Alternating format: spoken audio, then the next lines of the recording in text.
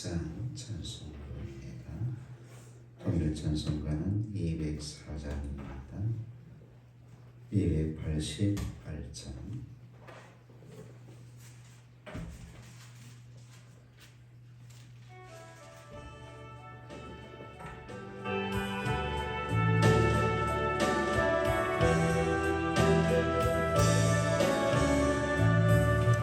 예수는 나의 그 삶고 성령과 비로소 나를 이 세상에서 내려오니 하늘의 영광 누리도다. 이것이 나의 간증이요 이것이 나의 찬송일세. 나 사는 동안 끊임없이 그들을 찬송하리로다. 온전히 주께 맡긴 내용 사랑의 음성을 듣는 중에 천사들 왕래하는 것과 하늘의 영광 보리로다. 이것이 나의 감정이요 이것이 나의 찬송일세. 나 사는 동안 끊임없이 그들을 찬송하리로다. 주 안에 기쁨 누림으로 마음의 풍랑이 잔잔하니 세상과 나는 한 것 없고 구속한 주만 보이도다. 이것이 나의 감정이요 이것이 나의 찬송일세.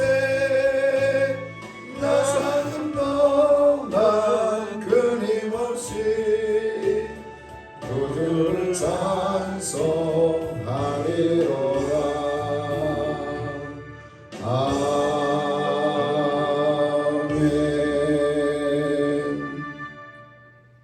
하나님 말씀 봅니다. 시편 72편 1절에서 20절 말씀 보겠습니다.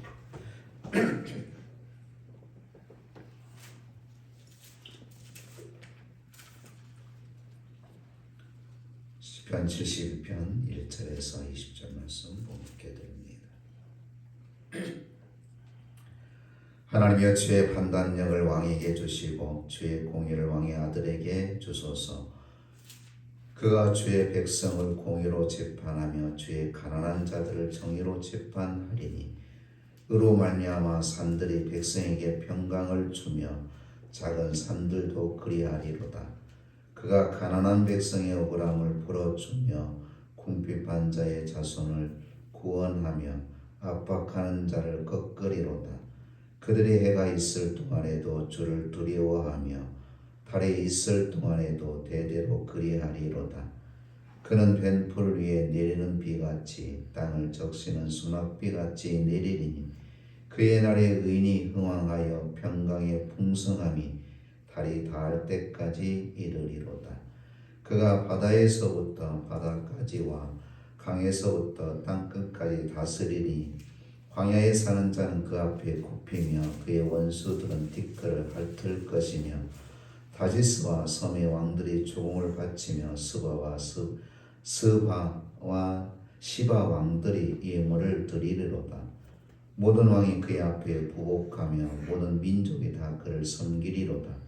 그는 궁핍한 자가 부르짖을 때에 건지며 도움이 없는 가난한 자도 건지며 그는 가난한 자와 궁핍한 자를 불쌍히 여기며 궁핍한 자의 생명을 구원하며 그들의 생명을 압박과 강포에서 구원하리니 그들의 피가 그의 눈앞에서 존귀 여김을 받으리로다. 그들이 생존하여 스바의 금을 그에게 드리며 사람들이 그를 위하여 항상 기도하고 종일 찬송하리로다. 산꼭대기의 땅에서도 곡식이 풍성하고 그것의 열매가 레바논같이 흔들리며 성에 있는 자가 땅에 불같이 왕성하리로다. 그의 이름이 영구하며 그의 이름이 해와 같이 장구하리로다. 사람들이 그로 말미암아 복을 받으리니 모든 민족이 다 그를 복되다 하리로다. 홀로 기이한 일을 행하시는 연 여호와 하나님 곧 이스라엘 하나님을 찬송하며 그 영원한 이름을 영원히 찬송할지어다. 온 땅에 그의 영광이 충만할지어다. 아멘 아멘. 이새의 아들 다윗의 기도가 끝나니라. 아멘. 본 시편의 말씀은 시편 127편과 같이 솔로몬이 지은 시입니다. 자신이 다스리는 이스라엘 나라의 평안과 번성함을 노래한 것뿐만 아니라 더 나아가 장차 도래할 메시아 왕국에 대한 영광스러움을 찬미하고 있습니다. 하나님의 완전한 공의의 신앙과 우주 통치와 영광에 대한 예언이라고 말할 수가 있습니다. 솔로몬의 왕권의 영화는 장차 임할 메시아 왕국에 대한 예표라는 겁니다. 그렇다면 메시아 되신 주님이 다스리는 나라의 특징은 어떠할까? 이 아침에는 그 특징에 대해서 말씀의 은혜를 나누고자 합니다. 먼저는 공의가 지배하는 나라다라는 겁니다. 1, 2절에 그렇게 말씀하고 있습니다. 본문 1절 말씀하면 주의 공의를 왕의 아들에게 주소서라고 말하고 있죠. 또 2절 말씀에서는 그가 주의 백성을 공의로 재판하며 라고 말합니다. 1, 2절에 공통적으로 등장하는 단어는 공의입니다. 솔로몬은 하나님이 주신 지혜와 공의로서 나라를 다스리고 통치하기를 기원했던 것 같습니다. 물론 솔로몬 자신도 왕이 된 직후 기브온 산당에서 일천 번제를 통해서 하나님 앞에 지혜를 구하게 되지요. 하나님의 백성들을 다스림에 있어서 자기의 의지와 자기 뜻대로 다스리는 것이 아니라 하나님께서 주신 지혜로 다스리기를 하나님 앞에 구하게 되죠. 그래서 하나님께서는 솔로몬이 구한 그 지혜와 능력을 주시죠. 구하지 않는 부와 영화도 하나님께서 주시게 됩니다. 어찌됐든 솔로몬은 하나님께서 주신 지혜로 공의로운 공의로 나라를 다스리게 되었던 것이죠. 그러나 솔로몬도 말년에는 결혼 정책을 통해서 국가의 위상을 강화하려다가 이방 공주들의 첩으로 말미암아 결국 죄를 범하게 되죠. 그 죄라는 것은 그 이방 첩을 통해서 이방 첩이 원하는 산당을 곳곳에 세워버리게 됩니다. 처음에 솔로몬이 하나님께서 주신 지혜로 공의롭게 나라를 잘 다스리다가 그 결혼 정책이라는 것은 이방 나라와 화친을 하게 됩니다. 전쟁을 하지 않기 위해서 필요했습니다. 그래서 그 이방 나라의 공주와 결혼을 하는 거예요. 그러면 그 공주가 우리나라에 오게 되면 그 나라의 아버지 나라의 왕이 함부로 쳐들어올 수 있을까요? 못합니다. 왜? 쳐들었다는 자신의 딸이 죽을 수 있으니까. 그 결혼 정책을 쓴 것은 어찌 보면 나라의 부강을 위해서, 안전을 위해서 하나의 장치였는데, 하나의 정책이었는데, 문제는 그 이방에서 왔던 첩이 솔로몬을 마음을 훔칩니다. 왕이시여 나를 사랑합니까? 내가 누구보다도 당신을 사랑하지. 그럼 나를 위해서 뭘 해줄 수 있어요? 원하는 거 다 해주지. 그러면 내가 딱 한 가지 부탁할게. 내가 우리나라에서 섬기던 신이 있는데 그 신을 위해서 산당을 하나 지어주시오. 그거 간단하지. 여봐라, 내 사랑하는 여인을 위해서 산당을 지어라. 그래서 곳곳에, 근데 솔로몬 왕이 첩을 몇 명을 줍니까? 첩이 원하는 때마다 산당을 다 지놓고, 그로 인해서 결국은 이스라엘 백성들이 여호와 하나님만을 섬겨야 되는데 다른 이방신들을 섬기게 되죠. 그로 인해서 하나님의 진노가 임하게 됩니다. 그 진노의 결과는 결국 나라가 두 개로 나눠져 된 겁니다. 어쨌든 처음에는 솔로몬이 지혜롭고 공의롭게 국정을 잘 운영했던 이 솔로몬이 큰 실수를 범하게 되어졌던 거죠. 이렇게 볼 때에 인간이 다스리는 세상 나라는 궁극적으로 완전할 수가 없다라는 겁니다. 어느 시점에 사람은 변할 수밖에 없고, 그 변하게 하는 것은 그 뒤에 사단이 역사하기 때문에 그렇습니다. 한편의 평화와 안정을 위해서는 또 다른 한편의 희생이 요구되고, 한편의 즐거움을 위해서는 다른 한편의 복종이 강요되어야 하는 것이 인간 세상에 주어지는 모든 일, 현실이라는 사실입니다. 그러므로 절대 무음하고 완전한 공의는 결국 공의의 왕이요 평강의 왕이신 우리 예수 그리스도께서 세상을 다스릴 때만 가능하다라는 겁니다. 이런 공의와 평강이 완전하게 실현되는 나라, 바로 이런 주님의 나라가 하루속히 임하기를 우리는 기도해야 될 줄 믿습니다. 두 번째로는 주님이 다스리는 나라의 특징 하나는 하나님이 공의로 통치하는 나라라는 겁니다. 2절로 4절입니다. 왕은 불변하고 기본적인 통치 기준을 하나님의 말씀과 방법에서 찾게 되어집니다. 모든 선택과 판단의 기준은 하나님 말씀이어야 됩니다. 우리가 일상생활 속에서 어떤 문제가, 또 교회 안에서 어떤 문제가 발생되어질 때에 그 판단의 기준은 하나님 말씀이어야 됩니다. 하나님의 말씀에 근거한 판단과 결정은 전혀 문제가 되지 않습니다. 그런데 인간의 기준과 판단에 의해서 결정이 이루어지면 반드시 문제가 생겨진다는 사실이죠. 우리가 지키고 따라야 될 완전한 모범이 하나님의 말씀입니다. 우리의 모든 판단과 결정의 기준이 하나님이어야 된다라는 겁니다. 하나님 뜻이었나? 이걸 우리는 먼저 물어야 되는 겁니다. 교회에 어떤 문제가 생겼습니다. 목사님이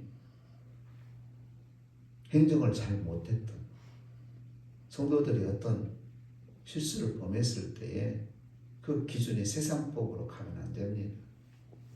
하나님 말씀이어야 되는 거죠. 하나님이 기준이어야 되고 하나님의 뜻이었는가를 먼저 물어야 되는 겁니다. 다시 말하면 성경에 위배된 행동을 목사님이 했는가?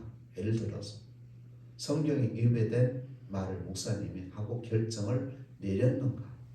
이걸 먼저 따져야 되는 거죠. 그리고 나서 하나님 말씀에 근거한 결정을 내리는 데에는 아무 문제가 없습니다. 그렇게 감정에 앞서버리면, 우리의 교회는 예전부터 그랬어요. 교회의 전통을 앞세워버리면, 아니 예전에 우리 전에 어떤 목사님은 이렇게 했어요. 경험을 내세워버리면, 그걸 가지고 결정하게 되면 결국은 그 다수에 의해서, 목소리 큰 사람에 의해서 결정이 되어지는 경우가 많습니다. 그랬을 때에 과연 좋은 결정이었을까? 그렇지 않는 경우가 많습니다. 하나님 말씀에 근거한 하나님의 기준이 되어지면 아무 문제가 없다. 다음으로 의인의 흥함과 넘치는 평안이 있다라는 거죠. 주님이 다스리는 의인들은 흥왕합니다. 의인이 통치하는 나라, 의로운 통치가 이루어지고 있는 나라에는 공통점이 있어요. 평화가 있습니다. 안전하다는 거죠. 그리스도가 있는 곳에 진정한 의가 있고 공의가 있습니다. 그리스도를 알고 있는 성도들이 들어가는 곳마다 놀라운 흥황과 평강이 나오기 마련입니다. 사랑하는 성도 여러분, 여러분들이 만나는 사람이 주님의 사랑과 평안을 얻기를 바랍니다. 여러분들이 거하는 곳마다 참된 평안이 넘치시기를 주의 이름으로 축복합니다. 그러면 저와 여러분들은 평화의 사신인 겁니다. 분쟁의 화신이 돼서는 안 돼요. 그리고 조용했던 곳에 내가 가면 시끄럽네. 안 돼요. 아무리 막 사람들이 목청을 높이고 막 싸우는 그런 곳에 내가 가면 조용해지는, 서로 화해가 되어지고, 이런 역할을 하나님이 저와 여러분이 하기를 원하신다는 사실. 그래서 여러분이 가는 곳에는 평화가 넘치고 즐거움이 넘치고 감사가 넘치는 그런 은혜가 있으시기를 주의 이름으로 축복합니다. 아멘. 그리스도는 세계를 통치하는 왕이시다라는 겁니다. 9절 11절에 그렇게 말씀하고 있습니다. 본문에 나타난 솔로몬의 통치는 곧 메시아의 절대적인 왕권에 초점이 맞춰져 있습니다. 비록 그분이 낮은 신분에서 나셨고 짐승의 구위에 누이었었지만 우리는 그분이 누구인지를 잘 알고 있습니다. 그러나 그분은 하늘과 땅의 모든 권세를 다 가지신 분이십니다. 심판하는 권세를 가지셨고 앞으로 그 권세를 가지고 이 땅에 다시 오실 겁니다. 만왕의 왕이십니다. 온 세계와 만물을 그 알 아래 있음이 성경은 우리에게 말씀하고 있는 겁니다. 그리스도는 세계를, 우주 만물을 주관하시고 통치하시는 만왕의 왕이시다라는 것이죠. 다음으로 그리스도가 다스리는 나라는 궁일이 풍성한 나라라는 겁니다. 12절에서 15절에 그렇게 말씀하고 있습니다. 세계를 통치하시는 왕은 궁일이 풍성하신 왕이시다라는 것이죠. 우리는 복음서에서 주님의 인내와 궁유를 찾아볼 수가 있습니다. 주님께 나오는 자를 한 사람도 외면한 적이 없습니다. 우리는 때로는 사람을 가려서 만납니다. 그러잖아요. 사람을 때로는 피하기도 합니다. 제발 나에게 안 왔으면 좋겠다라는 그런 마음도 가질 때도 있습니다. 저 사람과는 어떻게 말도 섞고 싶지 않은 그런 마음을 가질 때도 있습니다. 그러나 주님은 복음서를 보세요. 세상 사람들이 싫어했습니다. 가까이 하지도 않았습니다. 죄인이라고, 이방인이라고, 율법을 지키지 않는 자들이라고 정죄하고 돌을 던지고, 그런데 주님은 그들을 때로는 찾아갑니다. 많은 사람들이 이 사람은 가까이 하면 안 됩니다. 왜 가까이 하면 안 됩니까? 죄를 범했습니다. 율법을 어겼습니다. 죄인입니다.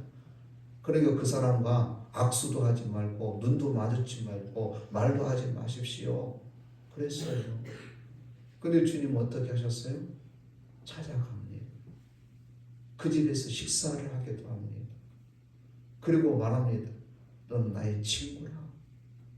너는 아브라함의 자손이라. 주님은 찾아가시기도 하셨지만 당신에게 오는 사람은 당신 오지 마. 그렇게 많은 죄를 짓고 왜 나한테 와? 안 돼. 오면 안 돼. 라고 하신 적이 없어요. 다 내게로 수고하고 무거운 짐진 자들아 다 내게로 오라. 그렇게 선언도 하시면서 온 주님께 오는 사람을 외면하시지 않았어요. 거절하시지도 않았어요. 이것은 주님의 긍휼을 보여주신 겁니다. 우리는 이 그리스도의 궁유를 힘입어야 될 줄로 믿습니다. 아멘. 그래서 모든 죄와 저주에서 벗어나고 하나님의 자녀라는 놀라운 신분의 축복 속에서 성령님의 인도를 받고 간구하는 소원을 응답받고 천국의 시민이라는 긍지를 가지고 살아가야 될 뿐만 아니라 우리 또한 다른 사람들을 대할 때에 나는 당신과 친구하기 싫어 이게 아니라 내가 먼저 손을 내밀고 잡아줄 수 있는, 다른 사람은 욕하고 안 된다 하고 할지라도 저와 여러분만큼은 어떻게 해요? 주님의 궁유를 입은 자로서 나도 주의 궁유를 베풀어야 되겠다. 때로는 힘이 들 수도 있지요. 속에서 올라올 수 있습니다. 그러나 주님의 궁유를 나도 베풀어야 되겠다. 하려면 아멘. 여러분들과 손 잡아줘야 돼. 다른 사람은 다 부딪히고 안 된다 할지라도 저와 여러분만큼은 손을 잡아주자 이 말이에요. 그게 주님의 사랑을 실천하는, 주님의 사랑을 받고 주님께서 말씀하신 대로 내가 너희를 사랑한 것 같이 너희도 서로 사랑하라 말씀하셨기에 내가 먼저 손 내밀고 내가 손 잡아줘야 된다라는 거예요. 오늘 이 아침에 여러분 기도하실 때 그렇게 기도하세요. 하나님, 저에게 주의 궁유를 주옵소서. 주님의 사랑을 다시 한번 깨닫게 하옵소서. 그리고 내 형제에게, 내 이웃에게 주님의 궁유를 베풀게 하옵소서. 주님의 사랑을 전하게 하옵소서. 이렇게 기도하는 이 아침 되어주시기를 주의 이름으로 축복합니다. 아멘. 기도합니다. 하나님, 이 아침에도 귀한 은혜를 허락해 주셔서 감사합니다. 주님이 다스리는 나라가 어떤 나라임을 깨닫게 하시니 감사합니다.